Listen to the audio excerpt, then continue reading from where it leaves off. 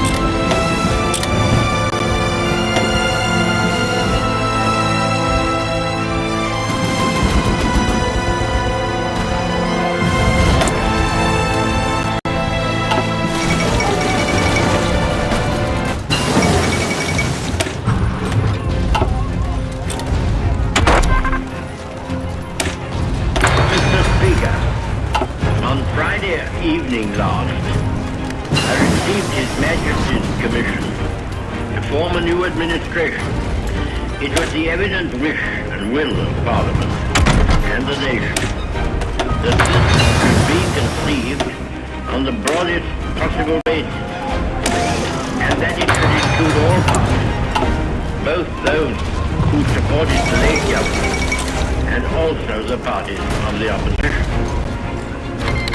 I have completed the most important part of this task.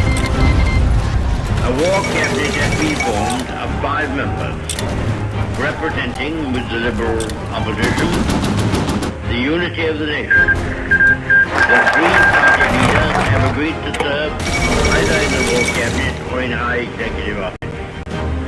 The 3 fighting services have been filled. It was necessary that this should be done in one single day, on account of the extreme urgency and rigor of events. A number of other key positions were filled yesterday, and I am submitting a further list to His Majesty tonight. I hope to complete the appointment of the principal ministers during tomorrow.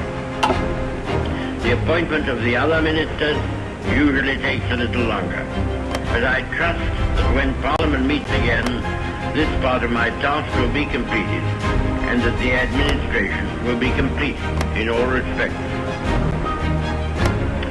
Sir, I considered it in the public interest to suggest that the House should be summoned to meet today.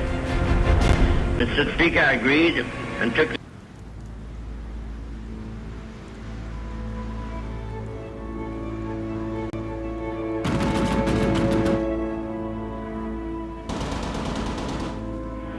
This was a great trial of strength between the British and German air forces. Can you conceive a greater objective for the Germans in the air than to make evacuation from these beaches impossible, and to sink all these ships which were displayed almost to the extent of thousands? Could there have been an objective of greater military importance and significance? For the whole purpose of the war was this. They tried hard, and they were beaten back. They were frustrated in their task. We got the army away, and they have paid fourfold for any losses.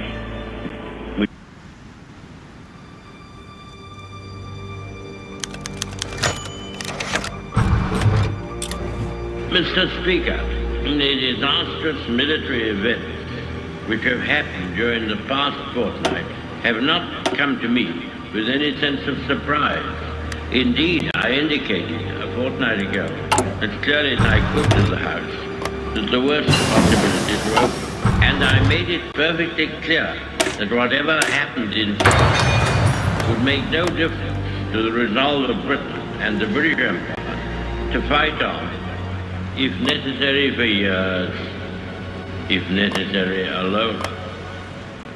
I have thought it right upon this occasion to give the House and the country some indication of the solid practical ground upon which we base our inflexible resolve to continue the war. There are a good many people who say, never mind, win or lose, sink or swim, better die than submit to tyranny, and such a tyranny. And I do not dissociate myself from them. But I can assure them that our professional advisors of the 3 services unitedly advise that we should carry on the war, and that there are good and reasonable hopes of final victory. We have fully informed and consulted all the self-governing dominions.